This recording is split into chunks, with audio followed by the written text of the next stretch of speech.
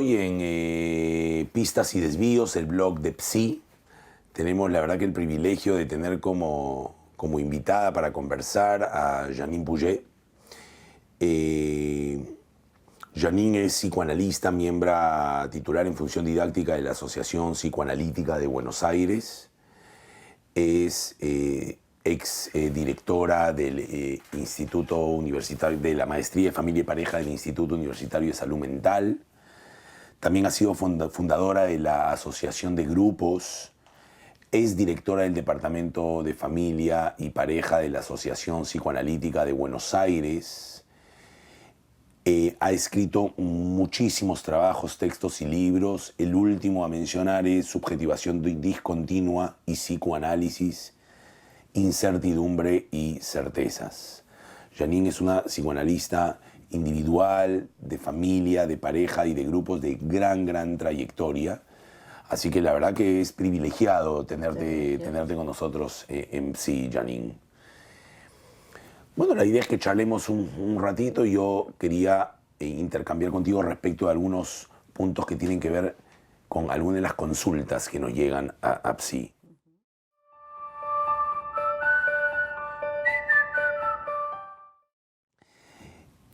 Vienen muchos adultos, muchos papás preguntándose acerca de si están haciendo bien o mal las cosas como papás, bien o mal las cosas como mamás. Algunos vienen con un pánico tremendo, diciendo tengo que mandarlo a consulta a tal lugar, tengo que mandarlo a consulta a tal otro lugar, y van donde fonoaudiólogos, donde psicomotricistas, diversos tipos de intervenciones. Otros vienen a consultar porque sienten que son los hijos los que mandan en la casa y ellos están un poco casi como sometidos a la voluntad de los niños. Bueno, lo cierto es que hoy la familia está siendo muy reconsiderada respecto de los modelos de familia que teníamos nosotros.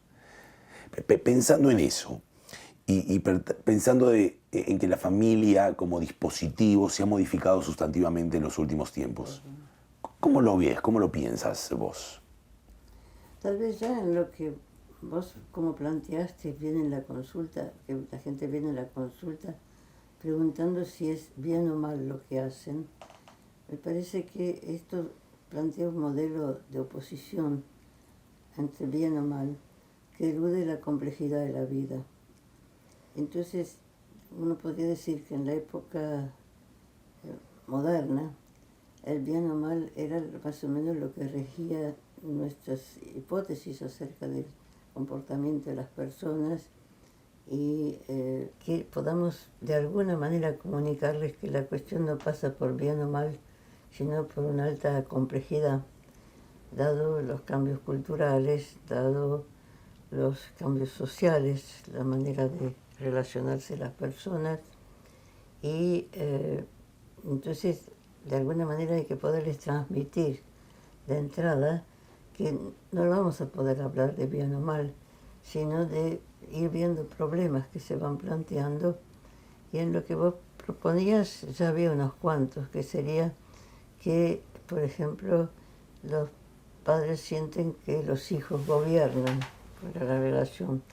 En realidad también sigue siendo un planteo binario, en el sentido gobierna uno, gobierna el otro, y poderles decir que sí, que hoy en día los hijos saben cosas que nosotros no sabemos, que los adultos no saben, y que entonces el tema difícil es cómo establecer un diálogo dentro de una familia entre personas que tienen un determinado conocimiento y otros que no lo tienen, y aceptar que tienen que aprender a ser padres por lo que los hijos plantean y por lo que los hijos conocen como valores y que lo ven en sus grupos sociales, y que entonces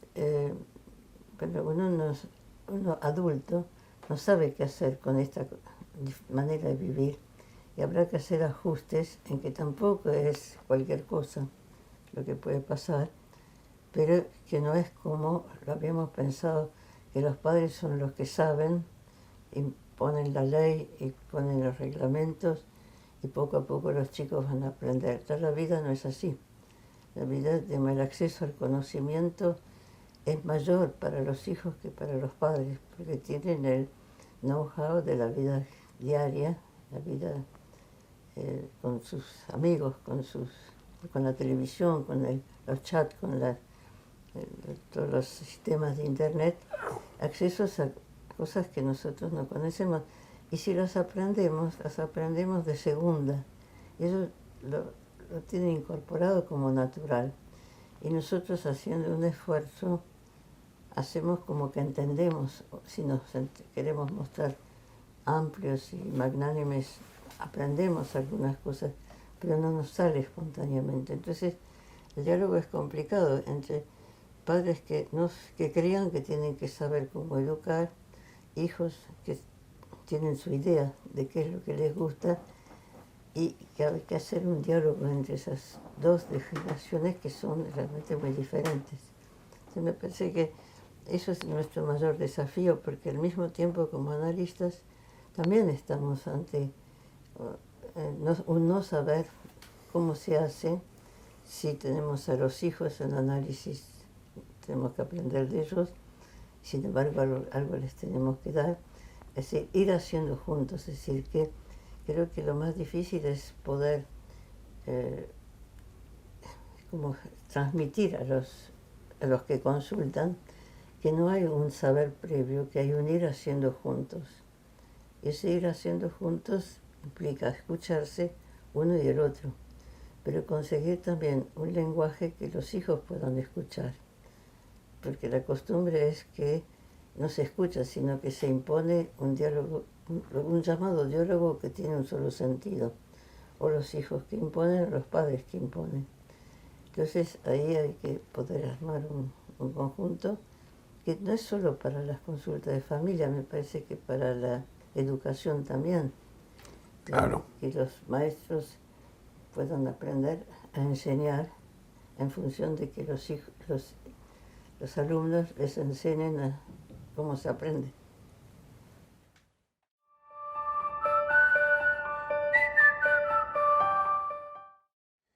En ese sentido, y pensando en las familias, ¿vos podrías pensar en alguna diferencia entre las familias de hoy y lo que eran las familias antes? Los papás de hoy y lo que eran los papás antes, o las mamás o los hijos. Yo me estaba acordando cuando las familias consultaban, los padres consultaban hace muchos años, uno se ponía un poco en el lugar de dar ciertos consejos a los padres. Mientras que hoy pensamos en conjuntos, pensamos que se tiene que crear una familia. No que hay padres y que se llaman padres y que vienen a consultar, sino que hay que ir viendo por dónde se crean las funciones parentales de padre, madre, hijos, y crear el conjunto es no tener lugares fijos previamente. Entonces no hay ninguna posibilidad de dar consejo a uno, a otro que se titula padre o madre, sino que no sabemos quiénes tienen en esa familia las funciones. Y esas funciones se crean en consultas familiares, en consultas de conjuntos, con lo cual solamente si podemos ver a las familias juntas, los que puedan venir juntos, podremos ir creando lo que es hoy en día para nosotros una familia, algo que se va creando en función de las nuevas culturas, de las nuevas modas, de las características de cada uno, y sin lugares fijos, porque por momentos pueden ser los hijos que parecen hijos que tienen función parental, o un hermano en relación con otro. Entonces es lo que llamaríamos ir creando territorios y de territorialización, es decir, que se pueda ir mostrándoles que los territorios se tienen que construir, que no están dados de antemano, y que se construyen en función de lo que son capaces de hacer juntos. Con lo cual la consulta cambia completamente. Y uno los recibe, porque en general, si son sobre todo de hijos chicos, suelen consultar como llamados padres, y uno tiene que escucharlos, no como padres, sino como personas que no saben bien cómo ir siendo lo que ellos imaginan que tendrían que ser. Así que más o menos esa sería la idea. Me hacías recordar, me hacías pensar, muchas veces decimos incluso o escuchamos decir, cuando yo era hijo, bueno, mi papá tenía un lugar tan claro, era muy claro lo que había que Así es, hacer, sí. era muy claro el que mandaba, era muy claro el que decía. Pareciera ser que ahora las cosas no están tan claras. Claro, ante una situación, una pregunta, un comentario de estos, uno podría contestarles esto que estás diciendo vos, que las cosas no son tan claras, que en la época que ellos recuerdan, justamente tenían esos modelos, pero que ahora la complicación para ellos es ser infiel a esos modelos, es decir, de alguna manera profanar esos modelos con una vivencia de que están haciendo algo que no debieran, pero que es necesario para ir pensando qué es hoy en día lo que ellos también necesitan. Porque tal vez los padres que sabían exactamente lo que había que hacer tenían otra vida, mientras que ellos a su vez, hoy en día estos padres que te vienen a consultar, tienen una serie de complicaciones en su vida, laborales, afectivas, de gusto, de gran exigencia en función de todo lo que ofrece la sociedad actual, y que las pautas o el lenguaje que hablaron los padres de ellos no puede servirles para hablar con sus hijos hoy, ni con ellos mismos. Y que entonces el primer trabajo es poder ir como profanando estas normas aprendidas y ir inventando o creando a medida que va pasando, como uno trata de hacer en la consulta, que ellos vienen y uno no sabe, y según lo que plantean se va a ir armando la consulta y la indicación de en qué dispositivo es mejor para ellos.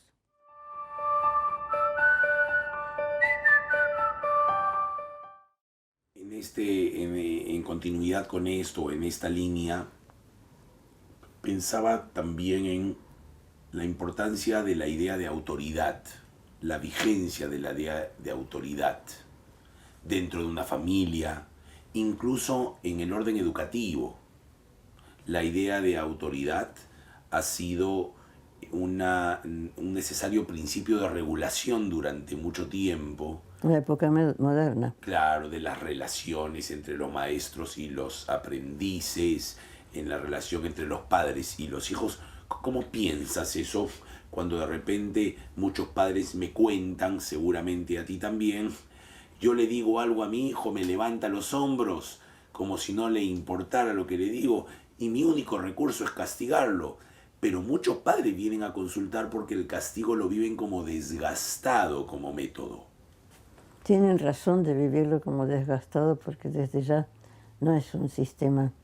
Pero tratando de pensar qué quiere decir autoridad hoy, entonces pensaba en lo que significa la palabra. La palabra nos lleva a autorización y autoritarismo, por ejemplo.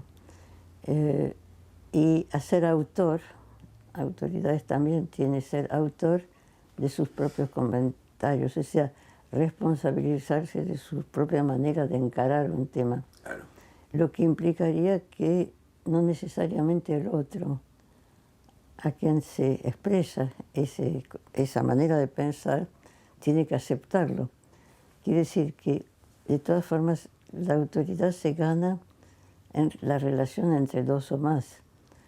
Si no se gana de esta manera, se transforma en autoritarismo que puede llevar, como en la sociedad en general, a actitudes incluso fascistas, digamos, incluso dictatoriales. Lo hago porque soy padre, lo hago porque soy madre, y tengo derecho. En realidad no es un derecho adquirido, pero a veces los padres usan ese argumento. Lo hago porque soy tu padre y digo. Y el hijo puede contestar, sí, pero yo no sé si sos mi padre. Digamos, ¿qué quiere decir sos mi padre? Tenemos que ir viendo juntos en qué medida lo que vos pretendés que yo haga, estás autorizado o te autorizás a hacerlo, pero no sé si estoy en condiciones de recibirlo. O sea que un trabajo difícil es darse cuenta que lo que uno piensa no necesariamente va a gustar al otro.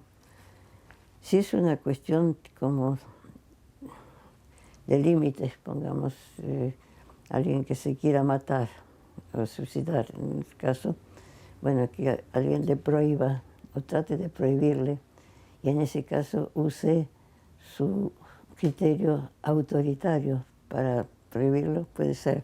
Pero en la vida diaria, en la vida dentro de una familia, los criterios de autoridad tienen más que ver con autorizarse a hacer algo y responsabilizarse por esa autorización, que tiene consecuencias que es que no necesariamente gusta al otro. Entonces habrá que negociar. Y creo que cuesta mucho en las familias ir negociando. Y cuando el hijo del cual hablabas decía, bueno, pero yo no estoy de acuerdo, este ejemplo que trajiste, levantaba los hombros, tiene razón, levanta los hombros porque debe estar pidiendo al padre que le explique un poco más de por qué, de qué se trata, por qué decide que esto no. Entonces, por ahí si se hace entender, si consigue hacerse entender, puede ser que se llegue a una especie de acuerdo que no siempre satisface a todas las partes, porque está también el mito que si uno se pone que hay que ponerse de acuerdo. No, habrá que también negociar los desacuerdos. Y parece ser que lleva mucho más tiempo en las familias de lo que las familias quieren dar a los intercambios familiares. Aparentemente es mucho más rápido decirle, come la sopa porque yo te digo y te tiene que gustar, a ir viendo qué plato se hace hoy, que guste a todos. Son ideas muy, muy lindas y a la vez muy significativas. La idea de que la autoridad en esencia hay que relacionarla con la autorización. Y a la vez me parece muy interesante poner en crisis la idea de los lugares con derechos adquiridos. Como soy papá, te lo digo, me siento autorizado a... Es una propuesta de trabajo fuerte para una familia repensar estas cosas. Es una propuesta de trabajo dentro de la familia la que haces. Creo que lo difícil para nosotros analistas en las consultas, es tratar de conseguir transmitirles lo que implica crear un territorio que no tiene lugares fijos y que tienen que ir construyéndolos todos los días en función de los distintos movimientos que cada uno de los personajes va haciendo. Y que entonces lo que se decidió hoy no necesariamente sirve para mañana. Y que entonces permanentemente esos territorios que uno cree fijos, se compró la casa y ya está feliz para toda la vida, resulta que tampoco existe eso, porque los caños se rompen, porque los muebles se cambian, porque etc. Y porque las necesidades de hoy no son las mismas que de mañana. Pero ¿cómo transmitirles que eso que creen que se llama familia hay que construirla? Y como con las ideas de Deleuze de territorialización, de desterritorialización permanente. Además, permanentemente se quiebran los lugares seguros para ir creando nuevos. Y eso, de alguna manera, si estamos muy convencidos de ese modelo, de alguna manera conseguimos transmitirles, que es también sacarnos a nosotros del lugar fijo, que vamos a saber qué decirles.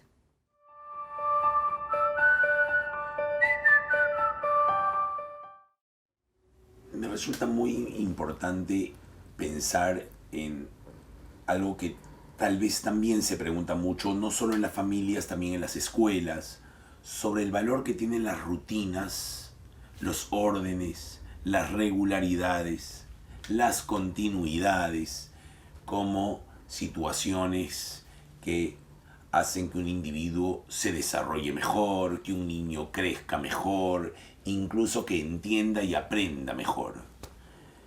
Yo soy de la idea, por ejemplo, te voy a confesar de que yo sé que los miércoles más o menos en mi casa yo sé más o menos lo que se come los miércoles.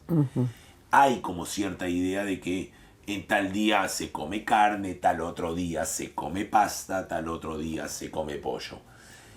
Estaba pensando un poco cuál es el valor de las rutinas en las prácticas de crianza, cuál es el valor de la rutina en las prácticas educativas para vos hoy, ¿cómo lo pensarías? Es posible que las rutinas sean una condición suficiente, pero no necesaria, para el establecimiento de todo lo que estamos hablando. A veces cuando yo estoy planteando esas cosas me dicen, pero alguna vez hay que sentarse en un sillón cómodo y que nada se mueva. Sí, pero sabiendo que es un momento, pero no que ese sillón termine siendo una cárcel o un lugar fijo, sino saber que hay alternancia de momentos y que puede ser muy bueno que sepas los miércoles que se va a comer, pero puede ser que haya un miércoles que no te gustaría comer eso. Y no es dramático, pero para quien preparó la comida del miércoles puede resultar dramático si lo toma como una ofensa y como que entonces la familia ya no tiene código, no tiene equilibrio. Pero, digamos, muchas veces esos comentarios de los padres, pero como si ayer te gustaba o no te gusta hoy. No, porque hoy cambié, no tengo ganas. Pero cuesta mucho aceptar que esa fijeza puede ser una comodidad, pero al mismo tiempo fácilmente derrapa o se desliza, Sí. se transforma en un cepo. Entonces, ¿por qué se hace eso? Porque en realidad no se piensa más que se va a comer, sino que se sabe que los miércoles se come eso. Entonces me parece que todas las veces que se usa algo para no pensar más, para no actualizar el pensamiento, hay un peligro que esa rutina se transforme en algo muy cercenante. En muchas casas pasa eso, que se sabe que... Pero yo cada vez que oigo, yo sé que, digo, acá pasa algo, no se quiso pensar, porque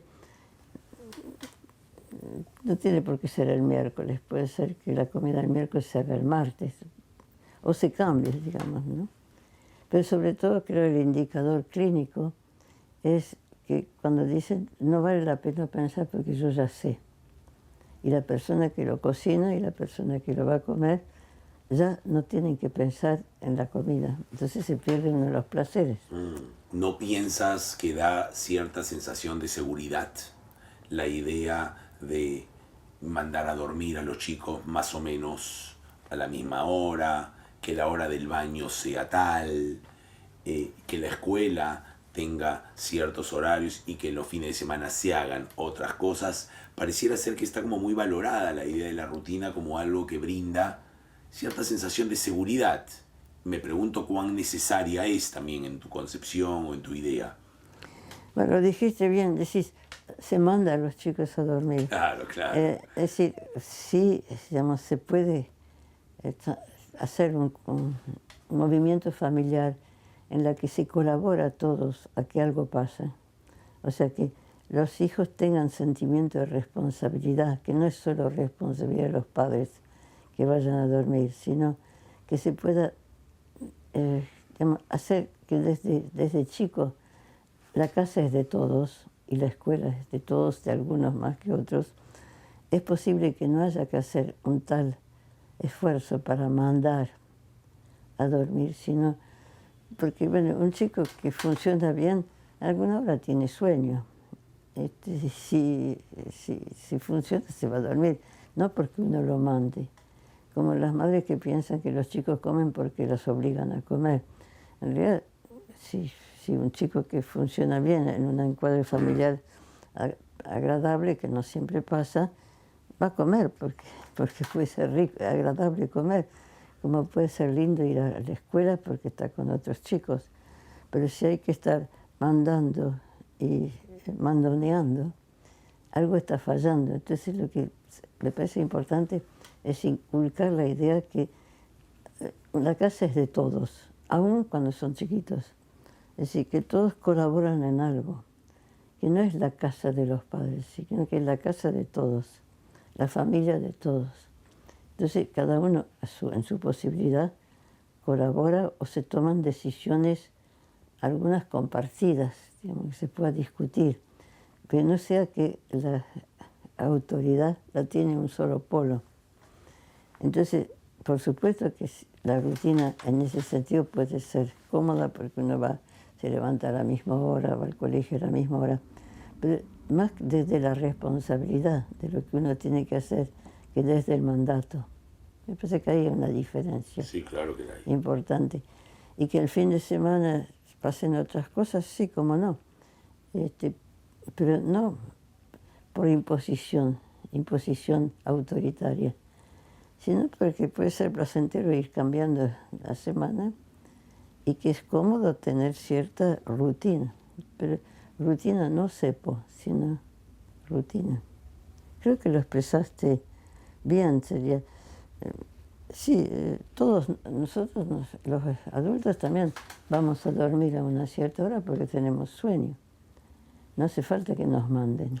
Claro, pero existe muchas veces la creencia de que si no se marca alguna rutina, no se van a saber las diferencias entre la semana y los fines de semana, o no se van a saber otras diferencias que tal vez para el desarrollo de una persona, de un niño o de un puber son importantes.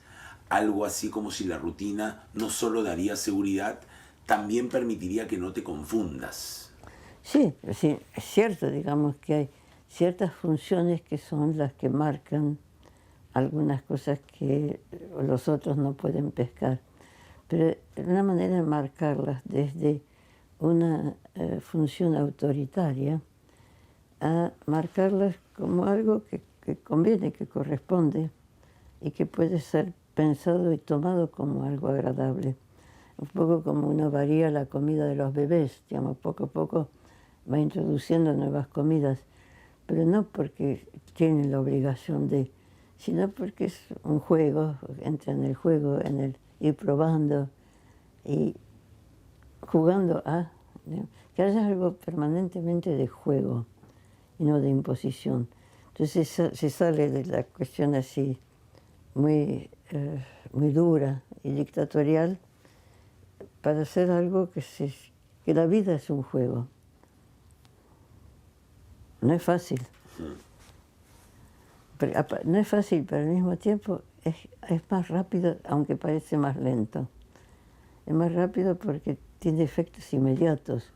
Si un chico no le pide colaboración y le enseña que la casa es también de él, lo hace, porque como juego.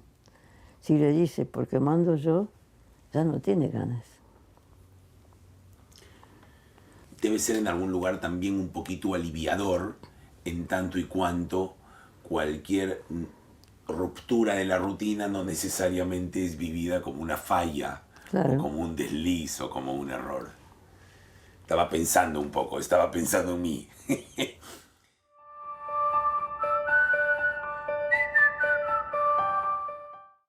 Te quisiera invitar a que nos ayudes en sí a pensar algo que nos viene acompañando en la consulta hace ya un tiempo largo, sobre todo de centros educativos. Y ya que traes el tema de la autoridad hace un rato o podría ser pertinente. Vienen muchas escuelas demandándonos alguna idea o conceptualización sobre esto tan sonado hoy día como el bullying. Y muchas vienen con la lógica de la víctima y el victimario.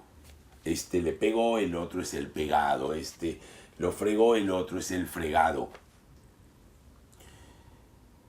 ¿Cómo piensas un poco la idea, tal vez relacionándolo incluso con la autoridad y esto de lo dictatorial, de lo cual tú hablabas, pero cómo piensas la idea de la violencia y cómo nos puedes ayudar un poco a pensar algo de esto tan sonado como el bullying hoy día? La verdad que es complicado, porque yo no soy una experta en educación, pero dentro de lo que yo sé, o lo poco que sé en ese caso, pienso que primero hay que intervenir en el sistema educativo, pienso en relación con alguna gente que yo superviso y que trabajan en escuelas, que la primera dificultad que tienen es de encontrarse con maestros que están en el lugar rígido, lo mismo que dijimos para las familias, que ellos son los que enseñan y los que tienen el control, y que mientras los chicos se portan bien y no molestan, la educación está asegurada.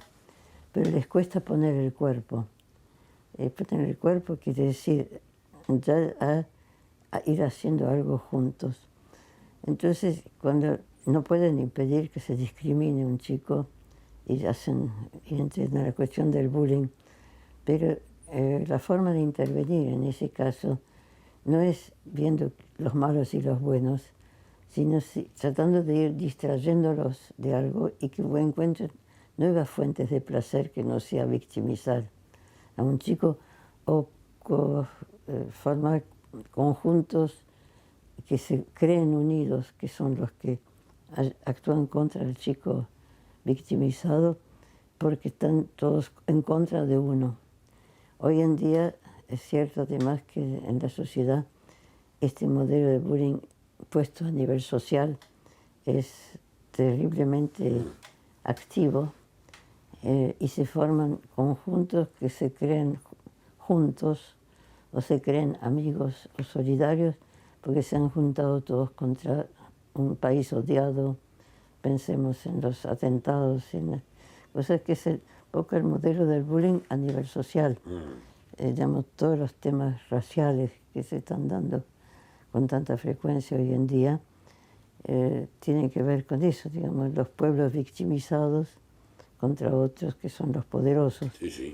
Entonces, en los colegios se repite ese modelo y en general es el chico o el más lindo o el más feo, digamos, que es el victimizado, pero con una falsa idea de así tenemos una banda poderosa. Entonces pienso que el trabajo de los educadores es poder ir diversificando y tratando de que encuentren otras maneras de estar juntos que no sea creando una víctima.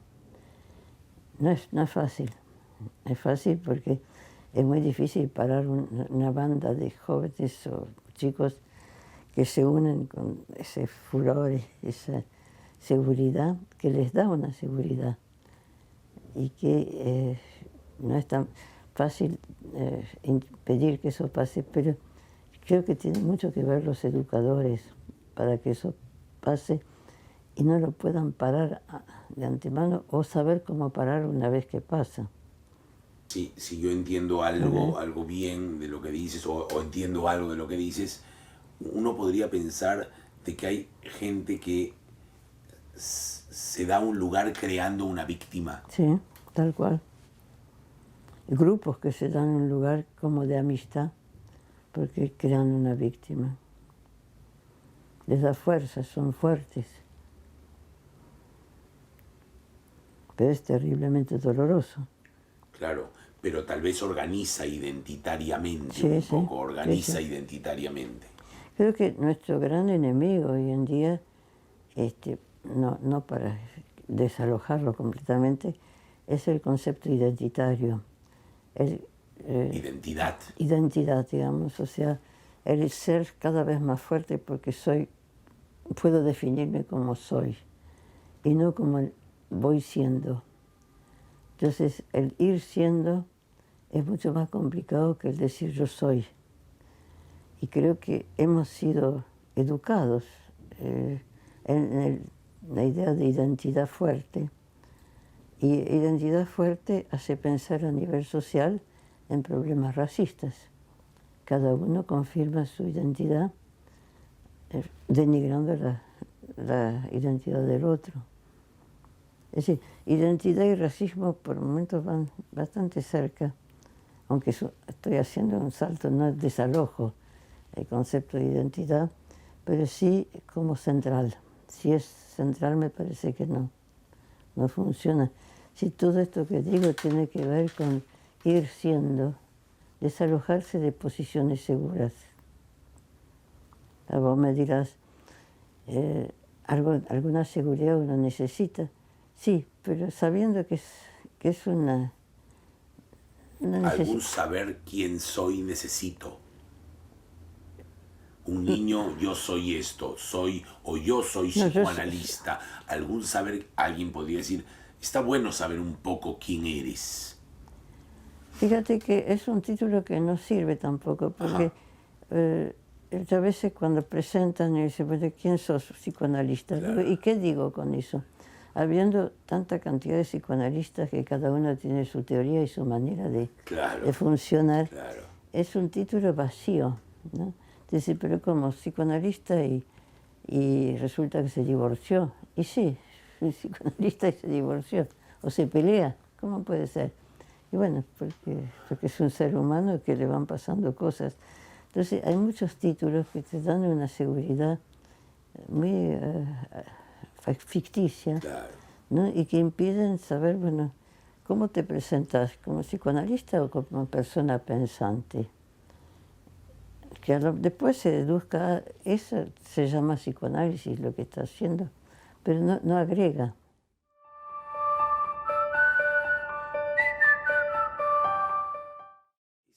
Esto último tal vez, Janine.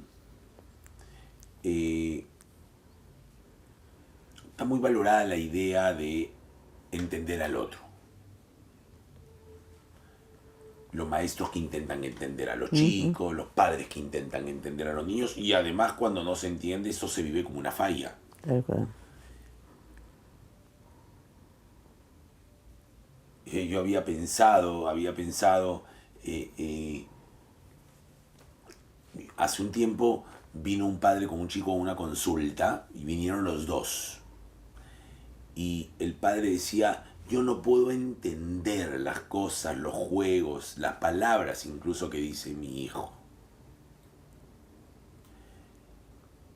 Y lo decía un poco frustrado porque hacía todo un esfuerzo y el chico decía indignado, tú no tienes posibilidad de pensar ni siquiera en lo que yo hago. Entonces uno estaba indignado, el otro estaba frustrado y había como una situación de desencuentro. Cuéntame cómo es esto del entender al otro en tu concepción. Vos lo dijiste bien recién. Si el padre decía yo no puedo entender y el hijo le dice no podés pensar. Entonces me parece que lo que el padre cree que se llama entender es compartir, es pensar lo mismo. Si sos diferente, no sé cómo te funciona porque no estoy de acuerdo. Muchas veces cuando te dicen, no puedo entender, ¿me entiende? No me entiende. No me entiende quiere decir, lo que estás diciendo no coincide con lo que yo pienso. Entonces digo que o no me entiende o que yo no lo entiendo. Y el chico le dice, pensame. El padre dice, no, yo no te entiendo.